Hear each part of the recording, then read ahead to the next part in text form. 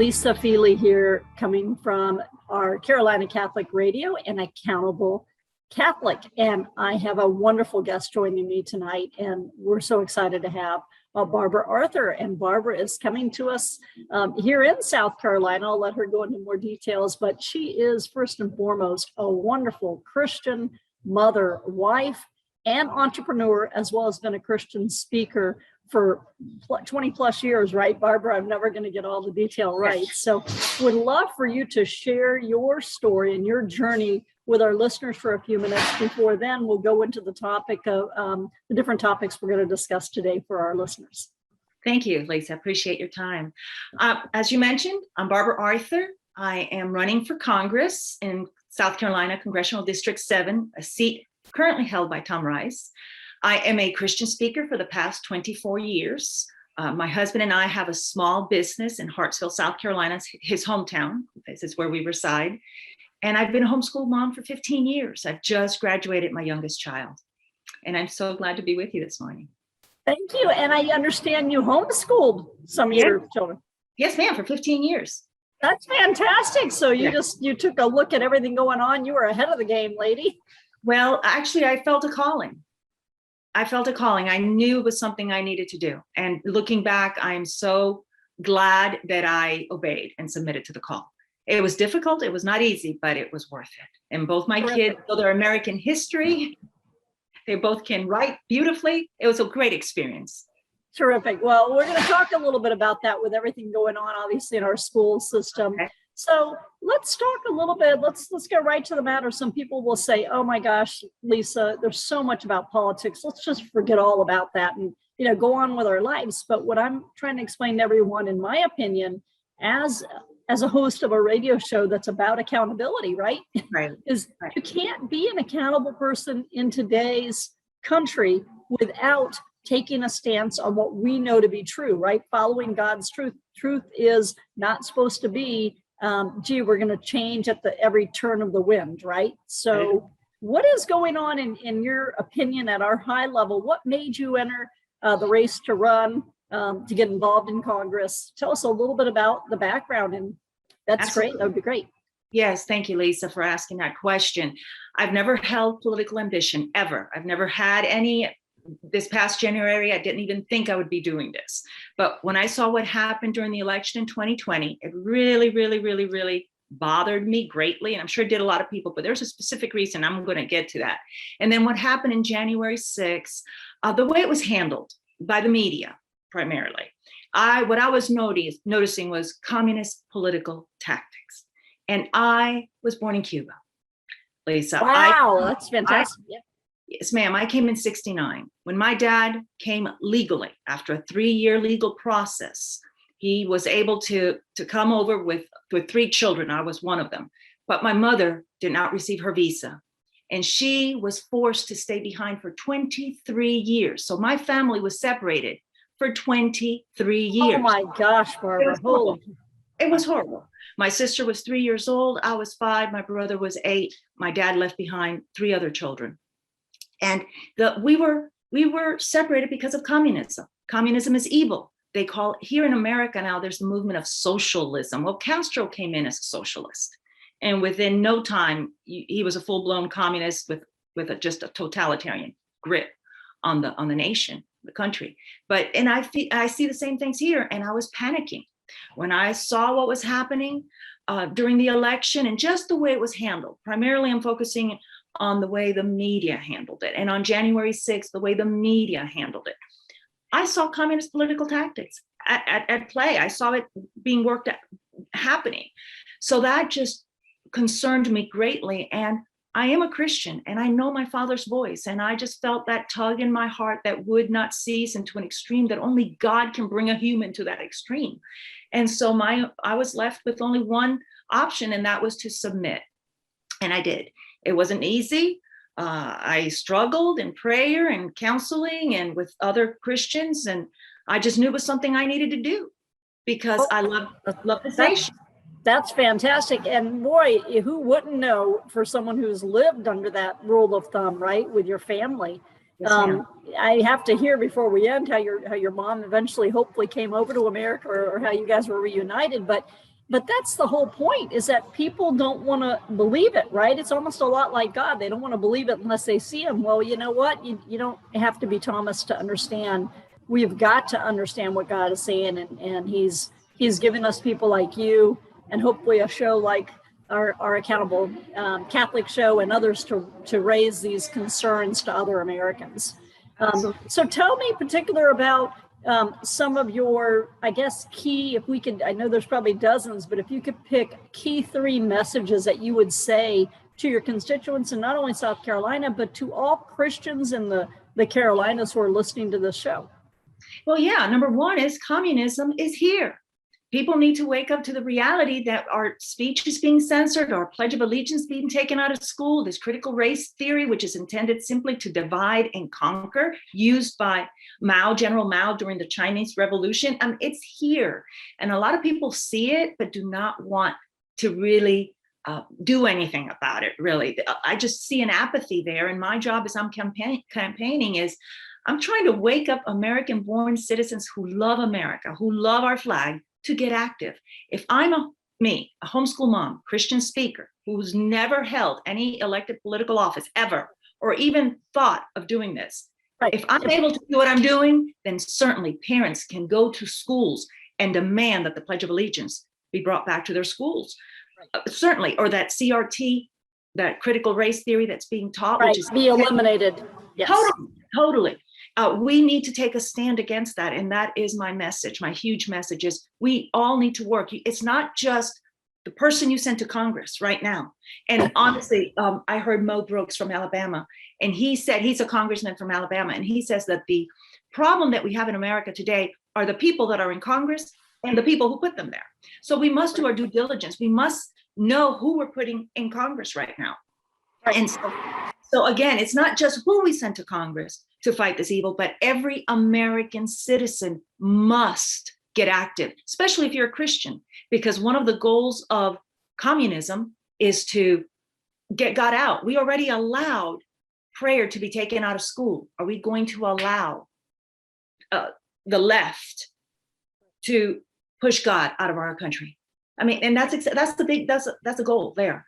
And I'm going to say the extreme left, right? Because I really want to hope, and maybe this is just maybe I'm not right, and I would love your insight on this. But there are many people, even I think the majority of the country is probably kind of centered, right? We've got left extremists, we've got very, very far right extremists, and what we're saying is, look, that when I did research for my book, that 12% is really taking over our country. I mean, it's. And I will not mention specific names, but everybody who's following anything in politics knows who those senators are and those governors that are really extreme. Totally. How do we address that middle 85% of us that really, and many of us, right, are Christians. We don't want this. We didn't know what was going on, but we're ordinary citizens. But like you said, you were an ordinary citizen. But how do we get over the fear of someone thinking, again, because that's all they want to do is, oh, you have to be woke and you're a racist and this and that if you don't do that. How have you overcome that? Because I am sure you've had to face your fair share of people yelling at you, right, Barbara? Well, actually, I haven't yet, and I thank God. Okay, all right. God's really putting on that Christian armor. However, I will do whatever we need to do to stand up for our Christian belief, our Constitution. You know, I keep hearing the far left saying, democracy, democracy, democracy. We are a constitutional republic. The Constitution is the law of the land. And that is what we need to follow. And that's what we need to bring back to our land, totally. And realize that that is what made America, America. And primarily the Christian principles that we enjoy, really our freedoms that we enjoy based on the Constitution. And that middle group of people that you're referring to, we need to wake up. We need to get active, or we're going to lose our country. Everyone must pick up the battle right now. Everyone must get involved. Everyone. It just can't be the people you send to Washington. Right. It has. What do you say to her? And I don't want to pick on them, but we know for a fact. I mean, again, I try to look at very factual. I'm a Lean Six Sigma Master Black Belt. I teach. I write books, and I look at this and I say, this younger generation, for the most part, because I think many of us, and I wish I looked back and say, boy, maybe we should have homeschooled. But, when you look back, you say you didn't realize that little by little by little, they were teaching stuff. That's right. And you thought you raised, by raising your children, and I say this is general, not for myself, but for everybody I've spoken to in the last, 5 or 6 years, they'll say, well, we raised our family Catholic. We were in Catholic schools. We were, we thought we did everything correctly. And yet they still were indoctrinated into this kind of thinking. So now we have a lot of 20 to 30-year-olds that think, that you and I are just making all this up. It is not nearly that bad. Everybody said that about Obama. Everybody said that about someone else. And none of that came true. And we're still a wonderful country. So what do you say to that younger person that does believe in American pride, but they still think that we're systemically racist and all this other stuff? Well, that systemically racism is part of that CRT, critical race theory. Do the research. It is something implemented by Mao during the revolution, General Mao in China. And except of using race, he used a class of people. And the intention of that is to divide and conquer. And if we were so racist, then why do we have people in Congress who are both Black Americans and have served as president and now a vice president and make millions of dollars in sports? And okay, so if we are such a racist country, what other country would they be able to do what they're doing? What other country? And that is not true. America, I am an immigrant. I'm an immigrant. I was born in Cuba. What other country would allow me the opportunity to run for Congress? So what do you say when they say that to you, Barbara? They say, even you're an immigrant, so why don't we just open up all the borders? I mean, why don't we let our immigrants in? Because we're a country of immigrants. What do you say to that? No, I say my mother stood in line for 23 years to get her visa. So I absolutely abhor the thought that anyone would think that the border should be open for just anyone to walk in. And not just that, Lisa, we have men and women who died to protect our borders. That's right. So let us remember those heroes, those veterans who died to protect America, and let us fight for what they died for. If we have open borders, then we cease to be a nation. We cease to be a country. And that is wrong. Only people who want to destroy America would say that. It's just plain. Only those who hate America and want to take us down would say such a disgusting statement, because it's just false at its core, and it's not even worthy of being repeated. Honestly, we're giving them too much time. We need to just do what is right and understand that we are to fight and to repeat the things that they say. It's just. Well, I had a dream the other day, and maybe we do this. We change their whole, again, they're making up words, right? And they're putting meaning to those words that are ridiculous. I say we steal that word back of being woke, and what it means to be woke is to accept God's truth. There you go. As it is, and let's awaken our Christian nation to what is really happening. Talk about being woke to that level, and let's get our children back and our millennials back. To seek to represent America, and yet turn your back on the flag that you are seeking to represent is wrong. Right. That's only common sense. Right. And they try to say, what it wasn't about that. But the point is, don't pick something so near and dear to our heart, right? Because if you're truly an American and you love our country, you don't go pick something that represents our entire country. Exactly. You honor our flag. Right. You honor our anthem. So even those that like to argue, well, they're not against the vets and blah, blah, blah. It doesn't matter. None of that mattered to me. What mattered is, if there were one symbol that's important, as important to us as the 10 Commandments, is the flag. And you shouldn't have done any of that. Well, listen, we're going to take just a 45-second break here, and we'll come right back. And so if you need to get some water or anything. So again, this is Lisa Feely with An Accountable Catholic. We'll be right back with Barbara Arthur. So don't go away. Carolina Catholic Radio is excited to announce an alliance with Lisa Feely, author of An Accountable American. Her new book offers a blueprint to every person who wants to embrace how to be accountable. Learn how positively to impact your life and the lives of anyone around you. 50% of the book profits will be donated to a local 501c3 Catholic charity, including Carolina Catholic Radio and those affiliated with us. 2020 was a tough year for many people. Consider donating to charity by buying a copy of An Accountable American, just $20 on our website. Achieving accountability is a great way to start the new year. If you want to learn how to achieve enlightenment, peace, and prosperity, this is a great start. Now back to An Accountable Catholic Radio Show.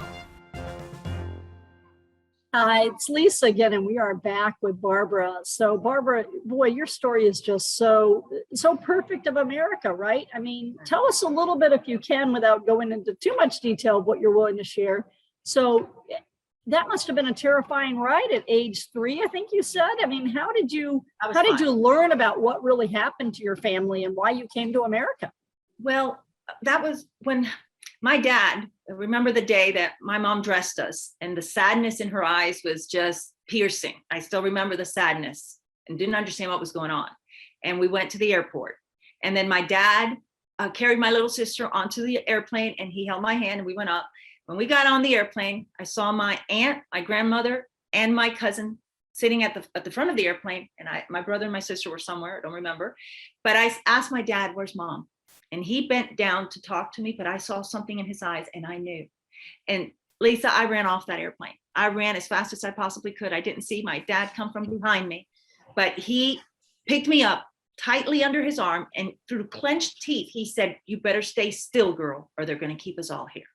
He got me back on that airplane, and I just cried and cried and cried and cried and cried. And that experience made me who I am today. I remember being at the immigration office in Miami, Florida, and just white knuckling that desk at the age of 5, just white knuckling that desk, because my life had been changed. My mom had been taken from us. And although I had a father who loved me fiercely, who loved us and protected us, just being taken away from my mom was devastating. And, I can't help but think of all those families that are coming over and those children who are being separated from their parents. I cannot help but think how devastated their lives are, how devastated. Those are human beings.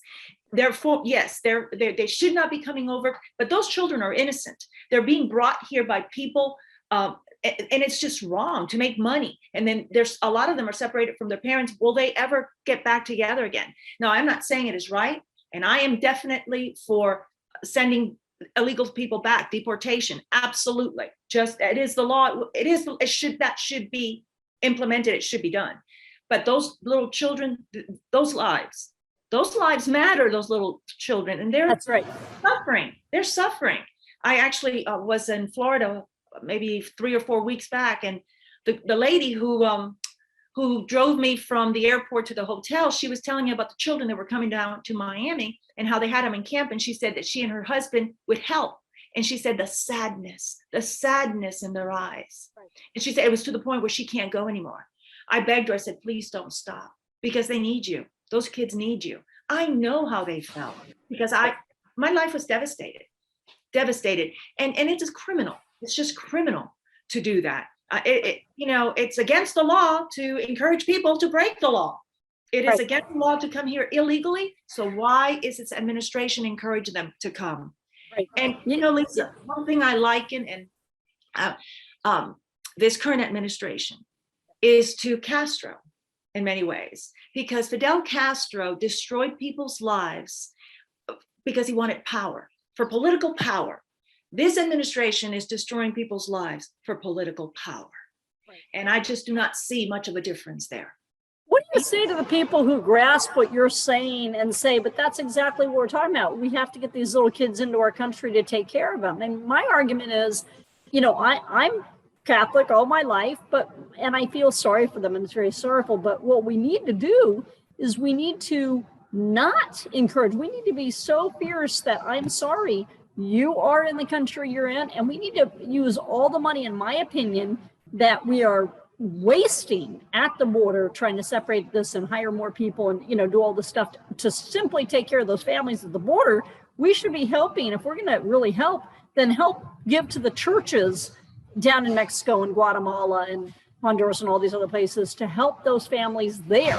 But we cannot change the world. We can one step at a time and with God's help, but we cannot. We've got to take care of our country and our current children and all the starving and hungry people and the crises we have in this country.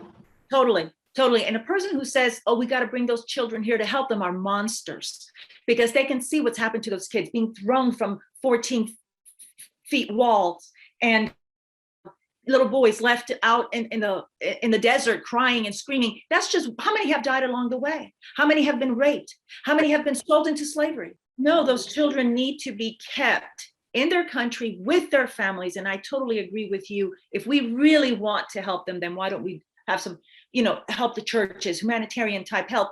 And I would further say, what we give to China, let's just give it to our neighbors. That's down right. south. I don't disagree. We have to take away those coyotes and the desire to make that kind of money. They're probably convincing. I mean, who knows what's really happening? They could be convincing those parents. Oh, totally. That's exactly what's going on. What they're telling those parents is, look, because of video, when the presidential candidates were debating the Democrats, they all said, yes, we will give them free healthcare. And that is what they're showing, a lot of them. Yes, you will get free healthcare. And so they're doing whatever they can to come to America, not realizing. Yeah, so they love their children just like your mom loved you. Totally. And let you go. Yeah. Yes, but that was a different situation. We came legally. Right. After, it was through the President Lyndon Johnson's Freedom Act. Right. My father applied in 66, got his license or his visa in 69. My mom stood in line for 23 years to get her visa. She came in 93, by the way. So what did she, I would love to hear her story too a little bit. What did she tell you later, Barbara, on what happened? I'll tell you, because I asked her, I said, Mom, why would you allow the family to be separated like that? And tears streaming down her face, she said, Barbara, you had not eaten in 3 days. Okay. That is the reason. If we don't think that can happen here in America, I heard the governor from South Dakota, Kristi Noem, say that China supply. And it is very fragile. We have all experienced that not just too long ago with the COVID crisis that we had, and how the supermarkets, our food system is very fragile. So yes, that can definitely happen here. And that is why my mom permitted it. My mom and dad believed that she would join us quickly, that it would be just a matter of time, short time.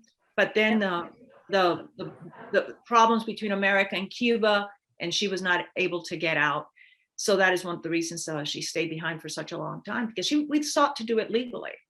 Was she able to come visit you, I hope, in between? Actually, after 19-20 years, either 88 or 89, I was finally able to give her a 2-week visa to come as as a guest, as a tourist, for only 2 weeks. After it was either 19 or 20 years, 88 or 89.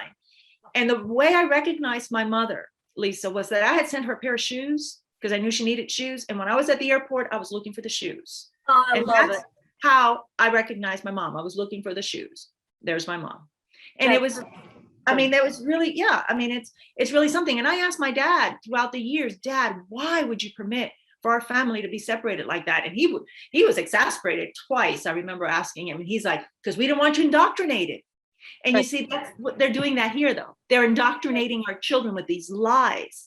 And one of the ways that we need to combat that, if you will, is the governor of Florida, Ron DeSantis, is now, he just passed a bill to teach civics. That's right. That's right. Must be taught. And that needs to happen in all 50 states. And, bravo to Governor DeSantis for doing that. That's right. We need Governor McMaster to step up the game. I mean, we're Texas, South Carolina, Florida, we've been leading the way in a lot of stuff. So we need to do that as well. Totally. Fearlessly. Yeah. Well, listen, I know our time, you and I could probably talk all day. Our time has come to an end. So what we'd love to do is just take the last minute here. Please, Barbara, share. How do people get to know more about you? How do people know where to find you? How can they give to you and support you? I know I am, you've already got me enlisted for sure to support you, because I absolutely believe as a Catholic, what you're doing, you are the epitome of what we believe in America. So thank you and God bless you. And please share with our listeners how they can learn more about you and what you're doing. I appreciate that. Yes, they can go to my website, BarbaraArthur4FORSC.com. So that's BarbaraArthur4FORSC.com. And I would definitely appreciate your donations. I need it. I have a year ahead of me. There are a lot of candidates in this race. No one will fight against socialism, this communism in this country more than I will, because for me, it's personal, Lisa. And not only am I going to fight it in Congress, but I'm fighting it every single day while I campaign and I talk to American-born citizens, encouraging them to step up in the game, if you will, and get more active. City council, county council, school board. We Right. need to fight. We need to Right. fight. And you are covering all kind of, you're one certain district, but you are going throughout the state. So if we hear about events throughout South Carolina. Actually, no, I'm staying within my district. I'm staying with, that's where I need to be. And it's 7 counties. Okay. And so when will, I'm going to be a little ignorant. I'm going to be a little ignorant here because I'm new to the South Carolina area just from last year. Tell me when your election is. How does it work? And is there going to be a runoff, or how does that all work in your county? Primary will be next June in 2022. Okay, so June 2022 will be the primary. Yes, ma'am. And I'll be against Tom Rice. And hopefully I won't have a runoff, but there's so many people in the race, there may be. Okay, yeah, I was going to say there's several of you in the race. So then what happens if it gets close enough? Then they'll have one more runoff. Well, we'll see. We'll see. Hopefully there won't be. Hopefully I'll get 50 plus 1. I'm working very, very hard. Very good. Well, that's fantastic. What it takes. That's what it takes. But again, I need financial support. So absolutely. Well, that's the thing that shocks many of us, to be very frank with you, Barbara. And I consider myself, I was involved in Reagan's campaign, Bill Graham's campaign. I've been doing this a long time myself, but I didn't realize to the level. I was talking to Jay Block out in New Mexico, and I didn't realize the amount of money that you guys have to raise to make this happen. He said his race, which I think is a governor's race, will take 10 million. This is crazy. Insanity. Yeah. I'm called, Lisa, so I look to God to provide, but I know that I have to work very hard, and I do. Yeah. So, hard work cannot be ignored either. It'll help a lot. Yeah, no, God is always there. To me, people say, oh, well, he'll provide. But it's like, no, he also gave you the brains and the free will to do what we need to do as Christians. So, okay, well, listen, Barbara, God bless you. Thank you for fighting the good fight. And we'll have many of us behind you, my friend, from different parts of South Carolina. Appreciate that. Okay. Have a good day. God bless. Take care. You too now. Bye-bye. Thank you.